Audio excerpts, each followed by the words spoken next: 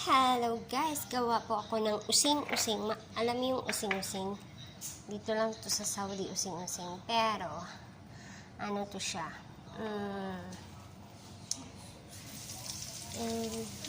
Sinabay ko na guys. Kasi hindi naman ako maarte. Hindi ako maarte. Kinakain ko yung masarap. Yun lang. Buti pa sa Pilipinas, kinakain kahit ano. Pero sa Saudi, pipiliin ang kakainin. Naku po. May ibig sabihin ba yun guys? Pag malaki lang ang sweldo sa Pilipinas, naku, free doon. Free lahat. Dito sa Saudi, wala.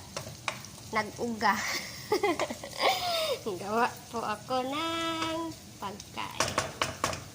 Eto po guys. Okay, bye. Mamaya naman ulit guys. Ayan na. Luto na. Ayan. Yan po ang luto ko. Ayan. Sarap yan.